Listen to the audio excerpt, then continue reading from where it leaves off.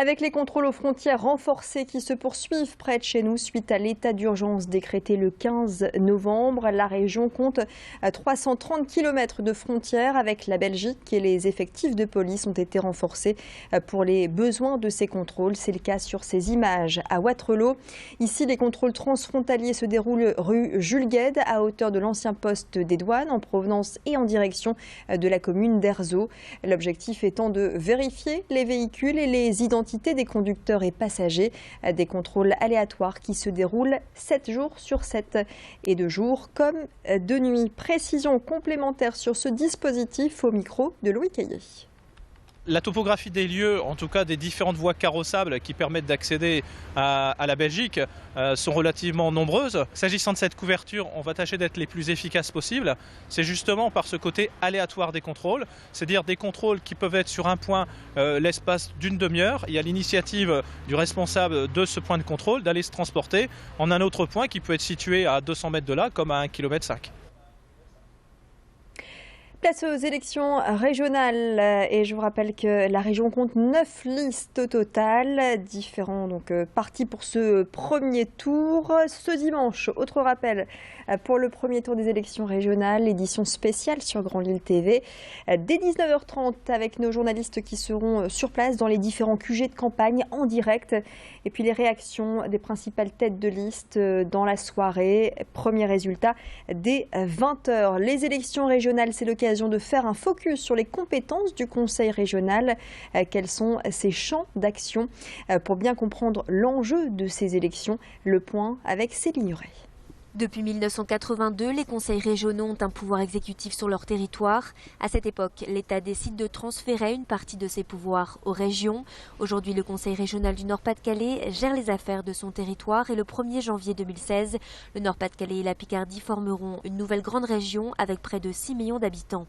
On verra naître alors le Conseil régional du Nord-Pas-de-Calais Picardie. Cette institution est composée d'un président, fonction occupée actuellement par Daniel Percheron, membre du Parti socialiste, 15 vice-présidents, 113 conseillers régionaux élus au scrutin et 5800 agents. Les élus se retrouvent régulièrement en assemblée afin de débattre des orientations régionales en cours et à venir. Les domaines d'intervention sont multiples. Tout d'abord, les lycées et l'apprentissage. Le conseil régional assure par exemple la restauration scolaire des lycées, les transports collectifs régionaux, l'aménagement des TER, ports et aéroports est financé par la région. La formation professionnelle, le développement économique, la région soutient la création, le développement et la reprise d'entreprises et enfin l'aménagement du territoire. Le conseil régional bénéficie chaque année d'un budget de 2 milliards d'euros répartis dans différents secteurs. Sur ce graphique, on peut voir la répartition des dépenses avec 100 € versés par le conseil régional. Les domaines qui demandent le plus d'investissement sont les transports, les lycées et l'apprentissage. Les membres du conseil régional sont élus pour 6 ans. La première réunion des nouveaux représentants se tiendra le lundi 4 janvier 2016.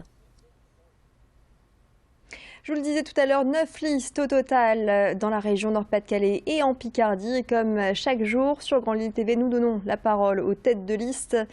Place aujourd'hui au parti Nous Citoyens. C'est Sylvain Blondel qui est la tête de liste, entrepreneur âgé de 35 ans que nous avons reçu sur ce plateau il y a quelques jours. Je vous propose de l'écouter au sujet du dynamisme économique et de l'emploi. Il était interrogé par Xavier Silly. Redonner un cadre justement aux entrepreneurs pour qu'ils puissent créer de l'emploi, ça passera par le secteur privé, redonner de la confiance, investir dans les infrastructures, par exemple le canal Seine-Nord-Europe, mais aussi les contournements routiers, les voies de chemin de fer, la troisième révolution industrielle, continuer à communiquer en particulier sur la Picardie, sur ce formidable vecteur de dynamisme, la formation, l'apprentissage.